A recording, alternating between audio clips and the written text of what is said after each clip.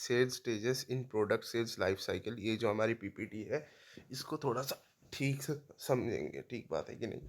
तो पहले मैं एक ठीक पोजीशन में आ जाऊँ। हाँ, तो देखिए जो मैं बताने वाला था, प्रोडक्ट सेल्स लाइफ साइकिल होता क्या है एक्चुअली में। तो देखिए जो भी आप प्रोडक्ट बनाते हैं उसका एक लाइफ साइकिल होता है, मतलब पैदा होने से लेके एक्सपायर हो जाने तक जो लाइफ साइकिल होता है उसे हम बोलते हैं प्रोडक्ट सेल्स लाइफ साइकिल। जैसे यहाँ पे अगर हम लोग ध्यान से देखें, क्या लिखा हुआ है, complete journey of a product from introduction to retirement. मतलब इंट्रोडक्शन होने से, मतलब प्रोडक्ट लॉन्च होने से लेके रिटायरमेंट तक एक प्रोडक्ट जितने स्टेजेस से गुजरता है उसे ही हम बोलते हैं प्रोडक्ट लाइफ साइकिल।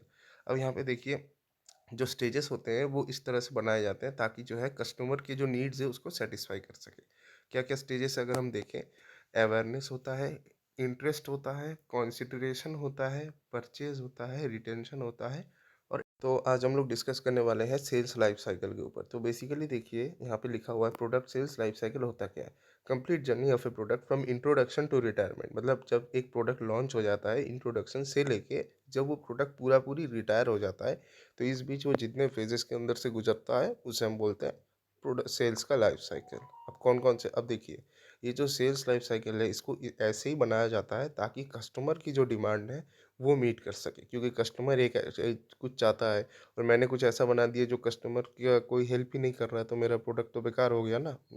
तो वैसे इसलिए बनाया जाता है ताकि कस्टमर के नीड्स को मीट कर सके। कोई बात नहीं। ये अब सबसे पहले जो की स्टेजेस हैं उनके बारे में थोड़ी सी बातचीत कर लेते हैं। सबसे पहला क्या है, अवेयरनेस। अवेयरनेस में क्या होता है, हमें सबसे पहले कस्टमर को ये बताना होगा कि मेरा एक प्रोडक्ट है वो एग्जिस्ट करता है, वो आप चाहते हो एक बार देख सकते हैं। अब ये हम कैसे करेंगे, एडवर्टाइजिंग करेंगे, एड्स दिखाएंगे, सोशल मीडिया में एड्स दिखा सकते हैं, इन्फ्लुएंसर को बोल पैसे दे के बोलेंगे मेरे प्रोडक्ट को यूज़ करो। ठीक है, आप गूगल का ऐड यूज़ कर सकते हैं, फेसबुक का ऐड यूज़ कर सकते हैं, वेबिनार का यूज़ कर सकते हैं, जो जैसे इन्फ्लुएंशियल लोग करते हैं ना कि मामा अर्थ का फेस वॉश यूज़ करें, उसमें विटामिन मिनरल पेट्रोल डीजल सब कुछ रहता है, लेकिन मैं किसी को ये नहीं कर रहा हूँ। ओके, फिर इंटरेस्ट। अब ये देखिए ये एक मेन चीज़ है, आपने जो है अपना प्रोडक्ट तो कस्टमर को दिखा दिया कि उसको समझ में आ गया, ठीक है ऐसा कोई प्रोडक्ट है, लेकिन वो उस प्रोडक्ट को खरीदेगा क्यों। वैसे टाइप के तो बहुत सारे प्रोडक्ट हो सकते हैं। अगर मैं मामाअर्थ की बात करता हूँ, मामाअर्थ को छोड़ के और भी बहुत सारे प्रोडक्ट्स हैं। जैसे आप मान लीजिए आपका क्लीन एंड क्लियर हो गया, फेयर एंड लवली हो गया, इसके भी तो बहुत सारे प्रोडक्ट्स हैं, सेम ही काम करते हैं। तो फिर मामाअर्थ का ही क्यों लेगा, तो इंटरेस्ट जगाना पड़ेगा। अब ये हम कैसे करेंगे, ईमेल कैंपेन का यूज़ कर सकते हैं, प्रोडक्ट का कोई टीज़र लॉन्च कर देंगे, फ्री में डेमो दे देंगे कि आप एक बार ट्राई करके देखें। फिर नेक्स्ट क्या है, कंसिडरेशन की बात करेंगे। कंसिडरेशन क्या है, इसमें बेसिकली ऑब्जेक्टिव में क्या है, show your product solves their problem. आपको ये दिखाना है कि आपका जो प्रोडक्ट है वो कस्टमर की जो प्रॉब्लम है उस प्रॉब्लम को सॉल्व कर रहा है। ठीक है, अब कैसे करोगे, जैसे केस स्टडी, आपको केस स्टडी दिखाना होगा कि इतने लोगों के चेहरे पे ये था, लेकिन हमारे फेस वॉश को लगाने के बाद 99.99% जो जर्म्स थे वो सारे मर गए, और अभी वो एकदम से क्या बोलते हैं, मिस्टर इंडिया बन गया है। नहीं, मिस्टर इंडिया नहीं बोलेंगे, मतलब वही है ना, मतलब वही बहुत सुंदर दिखने लगा है। तो ये सब आप कर सकते हैं, ठीक बात है कि नहीं। फिर आप सेल्स रोल ये सब दिखाना है। उसके बाद क्या है, परचेस। ठीक है, अब क्या करोगे, परचेस। अब आपको कन्विंस करना है। ठीक है, आप आपने कन्विंस कर दिया। ठीक है, आप कैसे कन्विंस करोगे, देखिए आपको, आपका जो मेन ऑब्जेक्टिव है वो क्या है, डील को बंद करना है। अब डील को कैसे बंद करोगे, आप कस्टमर से पैसा लोगे, रिटर्न में आप उसको प्रोडक्ट दोगे। अभी कैसे, अब कस्टमर कैसे लेगा, ठीक है, उसको अट्रैक्ट करना होगा प्रोडक्ट को लेने के लिए, उसके लिए उसको ऑफर देना पड़ेगा। जैसे मान लीजिए कुछ स्पेशल टाइम पे क्या होता है कि किसी प्रोडक्ट के ऊपर 90%, 90% थोड़ा ज़्यादा हो गया, 40-50% का सेल दे दिए। ठीक है, 40-50% का डिस्काउंट दे दिया, प्रोडक्ट का दाम आधा हो गया, उस टाइम ले लिए, लिमिटेड टाइम ऑफर है कि बहुत कम प्राइस में मिल रहा है तो फटाफट जाके ले लिए। तो इनका इससे क्या होगा, मार्केटिंग बढ़ेगा। या आप किस टूल का यूज़ कर सकते हैं, सेल्स फोर्स हो सकता है, हब स्पॉट हो सकता है, ज़ोहो सीआरएम, अलग अलग टूल्स हैं। नेक्स्ट है रिटेंशन। अब कस्टमर ने एक बार आपका जो है प्रोडक्ट यूज़ कर लिया, अब मेरा गोल क्या है कि कस्टमर जो प्रोडक्ट है मेरा वो बार बार यूज़ करे, ठीक बात है कि नहीं। अब देखिए अगर आपका प्रोडक्ट सही में अच्छा है, ठीक है, तो वो बेसिकली मान लीजिए मामा अर्थ की ही मैं बात कर रहा हूँ, तो अगर मामा अर्थ का जो फेस वॉश है वो लगाने के बाद अगर उसका चेहरा सही में ठीक हुआ है, अगर वो सही में ग्लो करने लगा है, तो ऑब्वियस सी बात है ना कि वो तो वापस से लेगा ही, क्योंकि आपका प्रोडक्ट काम किया तो आपको दोबारा नहीं बोलना पड़ेगा उसको, ठीक है? 90% टाइम ऐसा ही होता है, 10% नहीं होता। लेकिन फिर भी आपको कस्टमर को खुश रहना होगा और उसको एंगेज करना पड़ेगा कि check out our different products, ताकि हम जितना हो सके बेच सकें। सीधा बात है, सबको कुछ बेचना ही है, लाइफ में बेचना ही मेन एम होता है। ठीक बात है कि नहीं? अब देखिए एक्टिविटीज़ में कैसे हम ये कर सकते हैं, रिटेंशन हम कैसे कस्टमर को रिटेन क्या कैसे करके रखें? पहले ये बताओ, अगर कस्टमर भाग गया तो फिर दिक्कत हो जाएगी, तो अच्छे सर्विस दे के रिटेन कर सकते हैं। फिर हम कैसे करेंगे? फीडबैक, लॉयल्टी प्रोग्राम, ये सब कर सकते हैं कि फीडबैक कि आपको हमारा प्रोडक्ट यूज़ करके कैसा लगा, ऐसे फॉर्म्स हम दे सकते हैं। ठीक बात है। इसके बाद हम क्या करेंगे? अगर अब नेक्स्ट स्टेप होता है एडवोकेसी। यहाँ पे हम क्या करते हैं, कस्टमर को ब्रांड एम्बेसडर में बदल देते हैं। ठीक बात है कि नहीं? हम क्या करेंगे, कस्टमर को बोलेंगे कि ठीक है, आपको अगर आपने 3 और लोग मेरे यहाँ पे जोड़ दिए तो मैं आपको हर प्रोडक्ट पे 20 से 30% या मैक्सिमम डिस्काउंट दूंगा, अगर आप 2 से 3 लोग को हमारे साथ जुड़वा सके। जैसे कि स्नैपडील का हुआ था, बीच में स्नैपडील बर्बाद हो रहा था तो वो रेफरल वाला प्रोग्राम चालू किया था ताकि वो बच सके। तो उसने क्या बोला था कि अगर आप 3 लोगों को जोड़ जोड़ पाते हैं स्नैपडील के साथ, अगर और वो लोग अगर 500 रुपये के ऊपर का वो ऑर्डर परचेज़ करते हैं तो आपके ऑर्डर के ऊपर हम लोग, आप जो भी परचेज़ करोगे, अगर वो भी 500 के ऊपर है तो उसके ऊपर हम 40 टू 60% डिस्काउंट दे देंगे। तो इससे क्या होगा, जो आपका जो कस्टमर है वो वो उसको लगेगा कि भाई इतने सस्ते में मिल जाएगा, अगर मैं 3 से 4 लोगों को जोड़ दूँगा तो वो तो भागे भागे जाएगा कि भाई तू स्नैपडील से शॉपिंग कर ले। तो फिर अगर स्नैपडील से शॉपिंग कर ले, मेरा रेफरल यूज़ कर ले, तो तेरे को भी कुछ ऑफ मिलेगा, और अगर वो खरीदेगा तो उसको भी नेक्स्ट प्रोडक्ट से। तो वही बात है, रेफरल प्रोग्राम होता है, फिर केस स्टडी होता है, ठीक है, इंटरव्यूज़ वगैरह लेते हैं।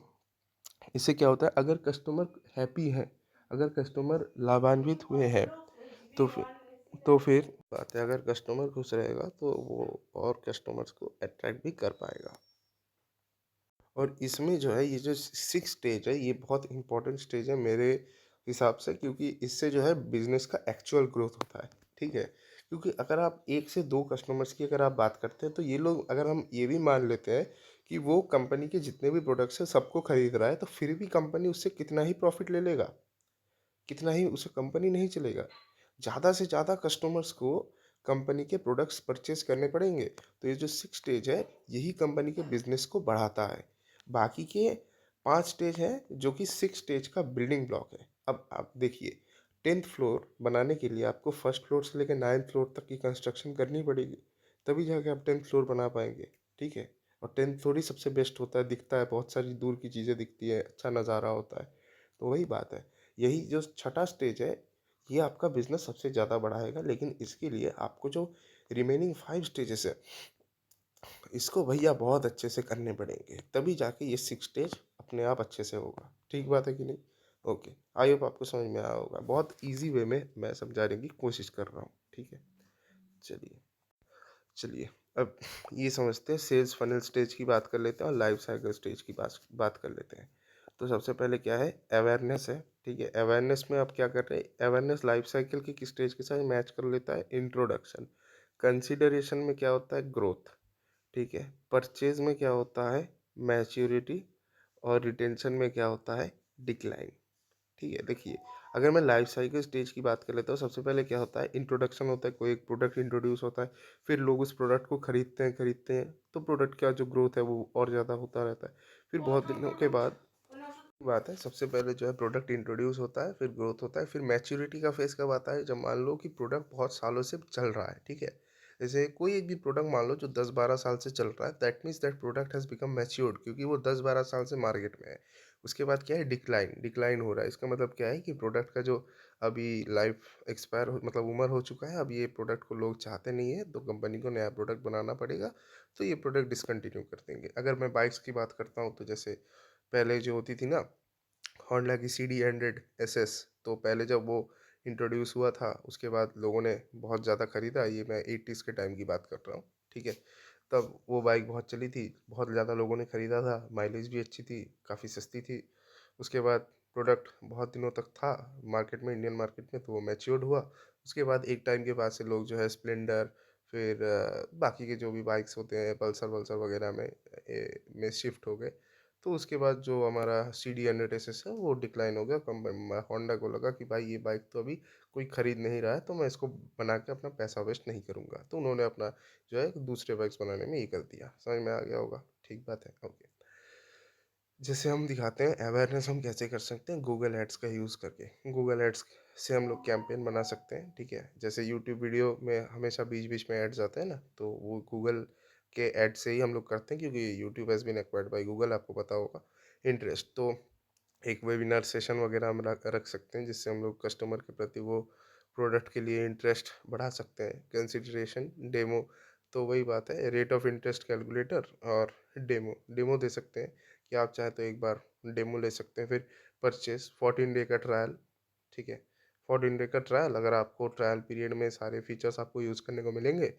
फिर अगर आपने 14 दिनों में आपको मेरा जो प्रोडक्ट है वो यूज़ करके आपको अच्छा लगा, तो फिर अगर आप सारे फीचर्स को यूज़ करना चाहते हैं तो आपको एक मंथली फ़ी देना पड़ेगा। अब नेक्स्ट हम जो बात करेंगे, रिटेंशन। अब you have manage the user to use your app, पर जो वही बात है कि हम लोग को तो ये, अगर अगला दिन कोई दूसरा ऐप उसको एक्स्ट्रा फीचर्स दे देंगे, तो वो तो हमारा ऐप छोड़ के भाग जाएगा, वो दूसरे ऐप को यूज़ करना चालू करेगा, तो इससे हमारा जो है कस्टमर ड्रॉप होगा, जिससे कंपनी को नुकसान हो सकता है। तो हमें किसी भी तरह से यूज़र को अपने हाथ में रखना होगा।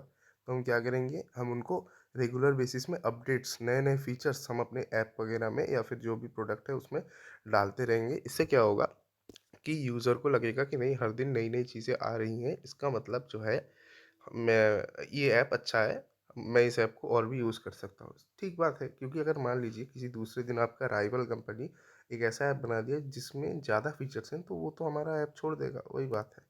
चलिए, एडवोकेसी की बात कर लेते हैं। अब एडवोकेसी मतलब वो जो फेक स्टोरीज होती है ना, लिंक्डइन में या फिर अलग अलग प्लेटफॉर्म्स पे आपको दिखते हैं कि मैंने ये यूज़ किया, उसके बाद मैंने ये किया वो किया, उसमें से आधे से ज़्यादा तो पेड होते हैं।